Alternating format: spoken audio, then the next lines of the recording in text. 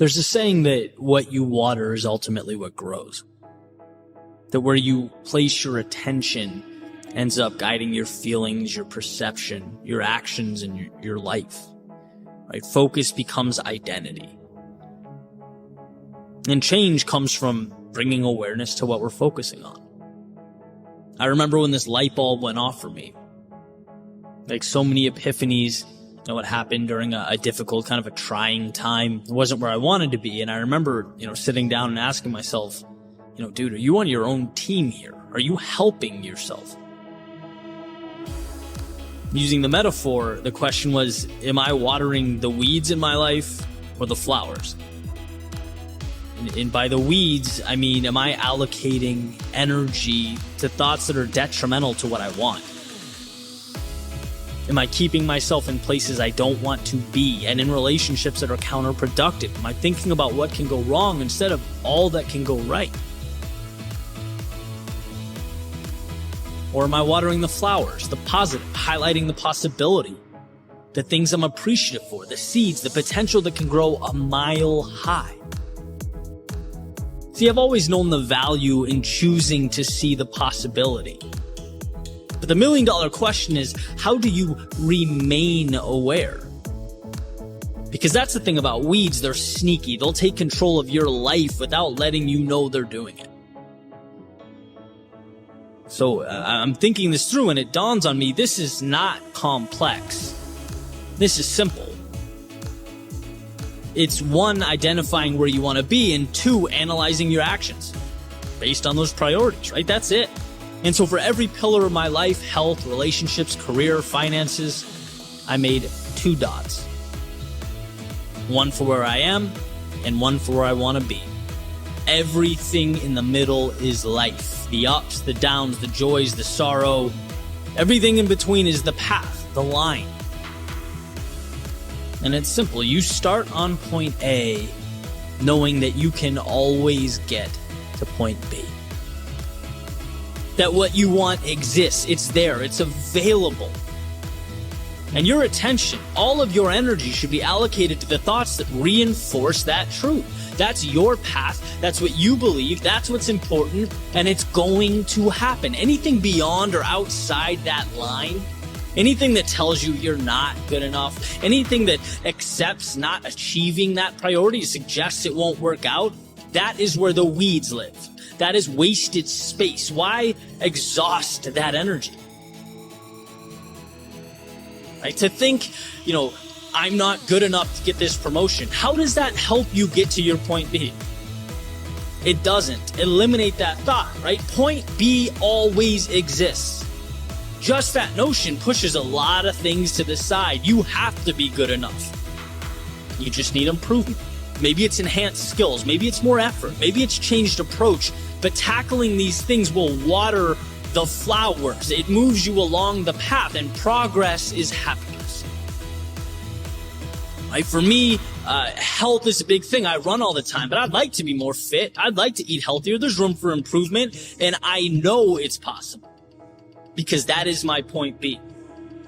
I know that saying I don't have time, or I don't have the right body type or genes, or trying to convince myself that fast food just this once will be okay. No, all of that stuff is watering weeds. It exists outside my path. My time should be spent realizing how incredible the human body is, taking care of it, pushing it, being proud of it, taking accountability for it. That's me. I only get one of these things, even if it's just a little at a time. That's the beauty. Simply existing on a path and revolving around your ideals, your vision, your priorities brings about joy. Negativity, it truly is a learned thing. It's manufactured. All there are in life are circumstances. Circumstances that are neither positive nor negative, just pieces. And you decide what to do with them. Do you focus on the negative? You can. But that won't put you in a position to change your circumstances or bring about happiness.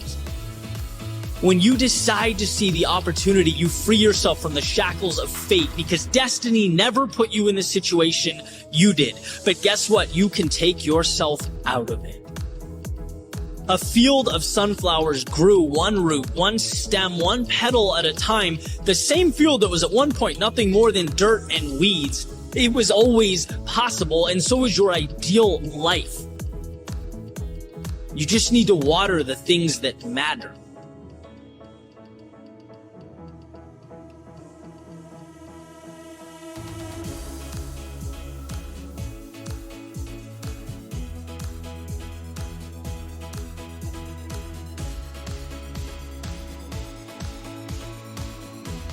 I saw an interview by one of my favorite authors today, Stephen Pressfield, where he highlighted what I believe to be a critical and often overlooked point. He says a lot of people think life is short, but life is actually long. He goes on to explain that he didn't even get his first book published until well into his adult life, making the point that people at 24, 34, 54, 64, they think they've won or lost. They've got a lot of game left to play. And this message, it does a few things. I think first and most obviously, it creates a kind of calm. Like, okay, I can take some of the pressure off myself. Life isn't a sprint, it's a marathon. I'm not doing so bad. Sometimes we lose that perspective. We forget that the best things in life evolve over time. Often not an avalanche, but the chipping away of a stone until the statue reveals itself. As frustrating as it may be, clarity is often an evolution. And the second thing is, it plays a role in defining what success means. If games are won in the second half, as they frequently are, then we learn not to define ourselves by the outcome of the first quarter. But more importantly, to put ourselves in position to win in the fourth. The score at halftime is not defining. It's a treasure trove of lessons and information and data that can be tapped into to get the result that we ultimately want. And I often think of running in South Florida where, I joke that I don't sit at the beach, but if you run during the day, you kind of get the best of both worlds. A little bit of sunshine, you get your workout in. But the obvious disadvantage, especially in the summer, is that the heat is taxing on the body. It's more challenging to run under that sun. And what I find is that when I push my pace right out of the gate, right from the start, push my physical boundaries, the second half of the run is a nightmare. Always. I'm dragging, speed isn't even a factor. I'm pleading with myself to simply not stop because I haven't positioned myself well. But on the other hand, when I'm disciplined, and when from the start I ease into something comfortable and progressively increase my speed, my body somehow responds exponentially better. I get the most out of myself that way. That's why I've said in the past, I'm proudest of my results when the last few miles are the fastest miles. It means I had the discipline and the foresight to make that happen. And ultimately, the big picture is affected in a positive way. And I know the same can be said for other aspects of life. I know the same can be said for the moments of temptation, when my ego pleads with me to do what someone else is doing, or things aren't evolving as quickly as I want, so my pride says, just walk away from it all. Why? Because the current moment doesn't look how I wanted it to. So the mind says panic. It says change things. It says you're losing or not good enough. It says you better pick up the pace right now because you're losing this current moment. But no, the question isn't, is right now the goal? The question is right now moving me forward consistently? So that when the time comes to sprint, so that when I'm ready to go faster than I've ever gone, be more than I've ever been, I've positioned myself to do just that. When things were challenging, I kept moving forward. When the world around me seemed to be moving at a faster pace, I ran my own race. I stayed consistent. I remembered what mattered to me. That's the question. And by the way, this doesn't mean ignoring today's results. It means asking yourself whether today's results are meaningful in the big picture. Right? Using Stephen Pressfield's example, if you don't get published or your work is rejected again and again and again, you have not lost. It's the beginning. It's the first quarter. But what info can you gain from this? What tweaks can you make to your work so that it's in some way more captivating? How can you sell it a little better? What can you do to connect with people who will believe in you and help push you forward? Remember, you only lose when you decide to stop. Why? Because as long as you're willing to adjust and keep going, there are no stopping points. People don't realize limitations are self-imposed. Losing or quitting just means you stood up and said, I'm going to stop learning and evolving with regard to this pursuit. I no longer want to adapt and move on. No outside circumstances can impose that upon you. It's truly an internal decision. I remember Jim Rohn saying, success is easy. Doing the thing that's best for you in the long run is easy. Doing the right things every day is easy. And people would say, well, that doesn't make sense. Why isn't everyone successful? Well, because doing the wrong thing is easy too. It's easy to think right now is the end-all be-all. To forget the big picture, that life is a journey, that you are equipped with everything you need. And when you don't see success to your left or right, when your ideal world hasn't been created, to panic.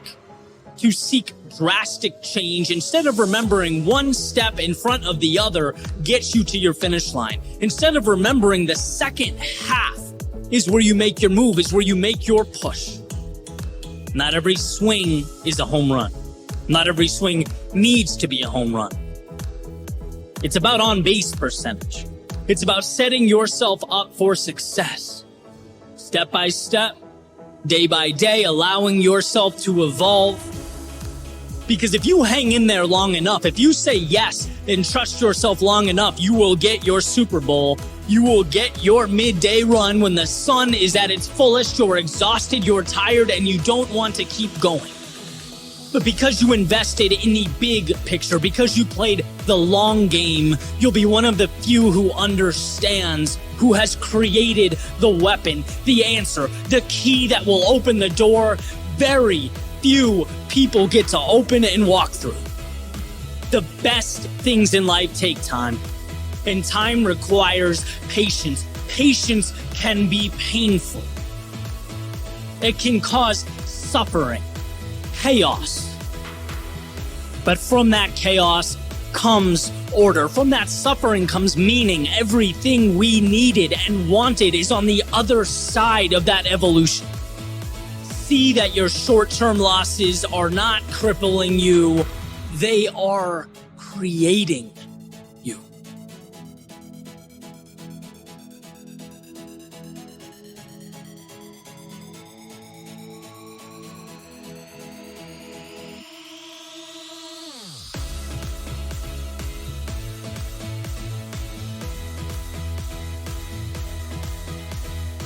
There's a story about some frogs.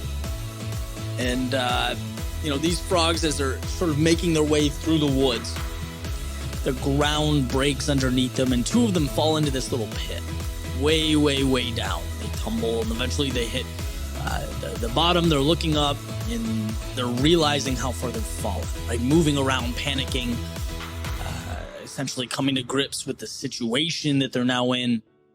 They start frantically jumping, trying to climb the walls. And as they're jumping, the frogs on top are looking down. And they're basically yelling, look, we're sorry this happened to you, but this is a lost cause. There's no way out for you guys. There's no need to jump around. This is a futile situation, right? But they continue to jump, and they're not willing to come to terms with that possibility. Not yet. And again, the frogs up top, they yell down, there's no way. It's over. You're going to die down there, guys. You need to ultimately face that. And one of the two frogs in the pit does concede to the situation. He hears the voices and, he stops jumping and makes his way further down the pit and he dies. But the second one keeps jumping and adjusting his approach, trying different things. Ultimately, he does get out. He climbs over the ledge, and when he gets to the top, he's confronted by the others. And they come up to him, they ask him, hey, didn't you hear us yelling down that the situation was impossible? Didn't you hear us say there was no way out? And as it turns out, he didn't hear, because this frog was deaf, right? So he couldn't hear a single word, and this ultimately saved his life. Not because it helped him do the miraculous or the impossible, but because it blocked out the outside voices attempting to tell him what possible is. Look, there will always be doubters, skeptics, and cynics. As Aristotle said, there is one way to avoid criticism. Do nothing, say nothing, and be nothing. But the beauty is that these voices have one thing in common, and that's their irrelevance. Because there's one voice that matters in the writing of your story, and that voice belongs to you. Never forget how much control you have. Never forget who holds the pen. Things are real when you make them real. Things stop when you stop. Things change when you change them.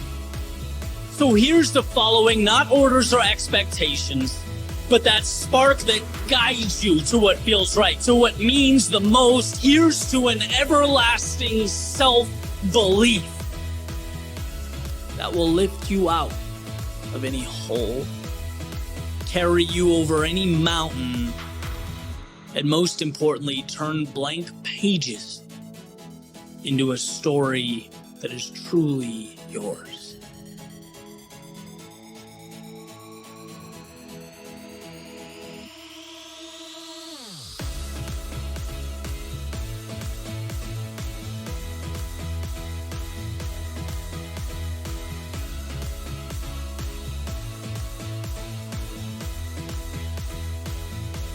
When the water rises, it's sink or swim.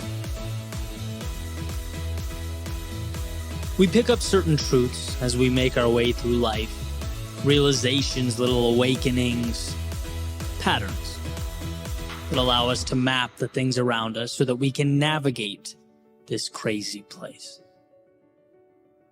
And here's one such realization for my own journey.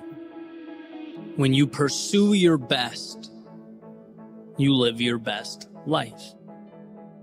Your best is a North Star to guide you, a bar, line, or benchmark that's always moving, a reminder that you can always do more and be more. A reminder that life tomorrow can always be different than life today. To pursue your best, in my opinion, is synonymous with capturing all that is good in this world. Capitalizing on potential is to utilize those resources in need of an architect. That pen in need of a poet, brush in need of a painter, story in need of a writer, or populace in need of a leader. It's a pursuit that not only supplements our existence here on Earth. No, I believe it is, in and of itself, why we are here on Earth. But like every ideal, pragmatism seems to get in the way. Meaning, well, life is more difficult in execution than it looks on paper. We can't be our quote-unquote best every day. We sometimes fall short of that mark. Our outcomes don't always align with our expectations. The perpetual journey to one's best is neither straight nor without discomfort. It's more like the navigating of a new world without a map or compass. A world that we're by default ill-equipped to take on when we begin. And I believe that 99% of success is reliant upon the willingness to move into that great unknown and allowing adversity to shape us. But that remaining 1% is a little bit different. That 1% is when we see what we've never seen, do what we've never done. It's uncovering our best in those moments we feel our worst. Climbing the highest when we're at our lowest. When the water rises, it's finding a way to swim. See, the majority of life calls for tiny adjustments. It's observing and learning and moving on. But rarely do we talk about the darkest moments, when we feel as though we are up to our neck in the trials and tribulations of life. When the world doesn't relay messages of hope or prosperity. No, the only incoming message is despair. You're essentially David looking up at Goliath. Perhaps a Goliath of your making. Perhaps not, but a Goliath nonetheless. So why here? Why are these dark moments different than the 99%? Why is a stage provided at the very time when the limelight feels further out of reach than it ever has? Because this moment is when you prove to yourself who you are. You think you've dug deep in the past? You think you've given your all back then? No, you have no idea what you're capable of. The world provides a stage in our darkest moments so that you can pull back the curtains and illuminate your strength. It floods your world with adversity so that you can trust yourself to navigate the waters. And if you can find a way here, when the walls are closing, clock is ticking, and water is rising, what can't you do? Have you ever asked yourself that question? Those moments show us what we can be, and that is why the 1% is everything. Why is it that rock bottom becomes a bridge to so many new tomorrows? Or the losses we dread most become the change we need most? The answer is simple. Because in those moments, we find within ourselves the keys to transformation. See, you didn't know that you can leap that far. And you didn't know because you've never been pushed so close to the edge, running at so fast a speed. But in those moments, you learn that you can take flight. You learn you have the power to stand again. So while the vast majority of life is saying yes when most would say no, it's how we choose to act while immersed in our lowest lows that provides the framework and the opportunity. I believe that the tears indicative of despair streaming down your face look a lot like the tears that emerge during our happiest moments. They are the same. One just precedes the other. See, despair gives you a chance to look at life differently, look at yourself differently, to look in the mirror and understand that the reflection looking back is capable of leading a revolution in your soul. And I get how hard that is, how detached from reality it might seem, but isn't that what tomorrow is? A detachment from the reality, the parameters and the rules of today. It's not until that seed is buried beneath the earth that it plants roots, that it takes aim at the sky, and when you are stuck beneath the chaos of life, you have to know that this is where you too transform. So forget yesterday's shoreline. This is where you build tomorrow's destination. Don't fixate on what is gone when you can dream of all that is to come. And don't dwell on who you were when you can celebrate all you will be. When the water rises, swim.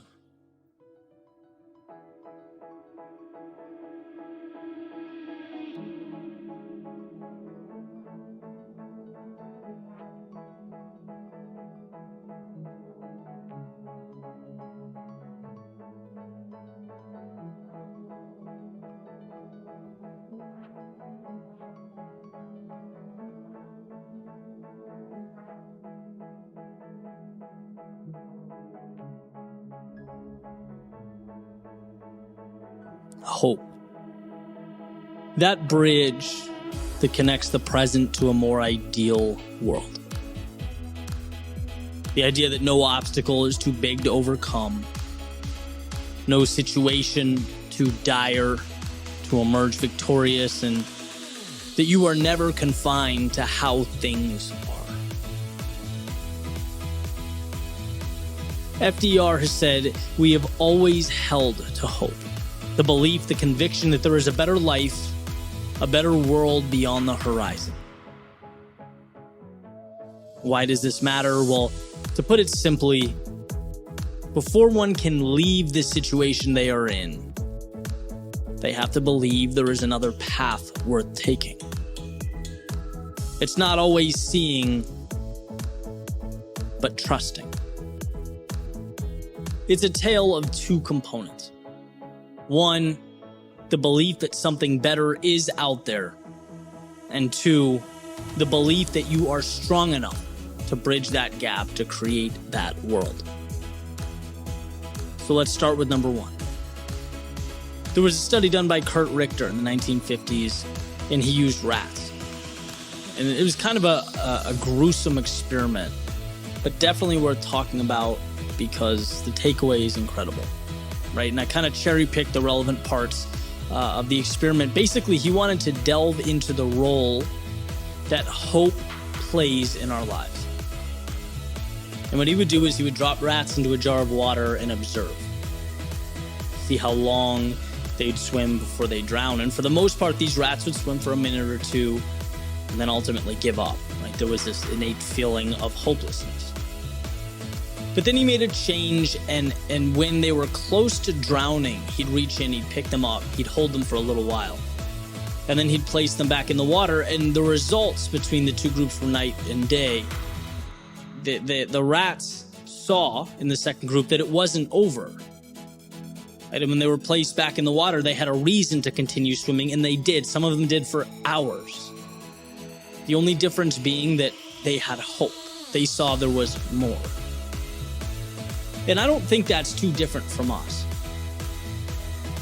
The situation may be different, but the rules generally apply, right? So much of conceding or giving up in life, accepting an existence that falls short of our ideals, it's when we don't believe in something more. We stop swimming. We don't give ourselves a chance, right? So instead of creating bridges to walk on, we make walls that lock us in. Hope is knowing all pain, all discomfort is temporary. And the second component is belief in yourself. Belief in yourself to traverse that space between current and the ideal. It's self-empowerment. You can be the difference maker in your life and others. And it's funny, the other day after reading about the Richter experiment, I was sitting at a friend's house with my laptop, kind of trying to figure out what to make of it, right? Because the idea of hope I knew was powerful, and then I wanted to share that story. I wanted to write something that would highlight its value, but it seemed kind of unfinished or simply part of an explanation. I'm sitting there thinking about it, and I hear this loud bang over and over again, and I get up and I run to the back of the house, right, to make sure everything's fine, see what's going on. And my friend's standing there with goggles on, this grin on his face and a sledgehammer, and a huge hole in the wall in front of him. And I'm like, dude, what are you doing? You just knocked your wall down. He goes, yeah, I wanted to make another closet. His family's growing. He needs more space. And he just took it upon himself to make that happen. And I just looked at him and walked back out, started walking to the living room, and it hit me. And this is a component of hope. Seeing what's not there and doing something about it. Right? If the swimming experiment is step one, this has to be step two. In real time. Step one, believing, seeing something more. Step two, taking action to change it now. Buying into the fact that you have the power to change your own world. And it's funny because any house or room I've ever lived in, my thoughts always, you look around and this is it, right? This is the situation. This is what's being given to me. How do I make the most of it? How do I play within these parameters? Not, okay, this is fine, but it could be better, by smashing down the wall in the back over there, creating something new. And, obviously the message here isn't about home maintenance, right? This is about taking a sledgehammer to the places in your life in which you are not content, so that you can build in its place something that matters. You look around to your left, to your right, and you're unhappy. That's not the end of the story. That's the beginning of the story. That's where the wheels hit the road. In other words, it's looking at life with the lens, with the freedom of knowing things don't have to be what they are. They don't have to stay the same until the universe changes them. No, they can be what you make them. And what life teaches us again and again is that walls can be stepped over. No's can become yeses. Impossibles can become commonplace. But first, there must be hope. There must be an understanding that your world is a 10,000-foot view of all the little stories you tell yourself and the narratives you believe. See, every day when you wake up and take your first steps, breathe your first breaths, know that nothing simply is. No, it is simply chosen and can be remade. That's what makes life such a beautiful thing. It's flexibility. It's promise to provide what has been relentlessly sought out.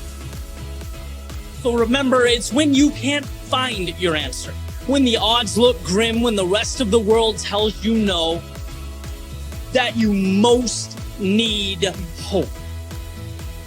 Hope, the power, the strength to look within yourself and remember that one, life can change, and two, you can change it. Armed with this understanding, nothing is impossible. When others fail to see the answer, the light in themselves, in the situation, you become the reminder that light is internally manufactured. We aren't given answers so that we may believe them. We are given the opportunity to believe, and thus we create that ending we hope to pursue. And without this, life is nothing more than a permanent status quo. It's holding our hands to the sky and receiving what life chooses to provide. But that's not why you're here. It's not why you woke up today. Not to accept, but to create. To find hope in the tragedy and the hardship, and to find within yourself the strength to move forward with whatever you decide comes next.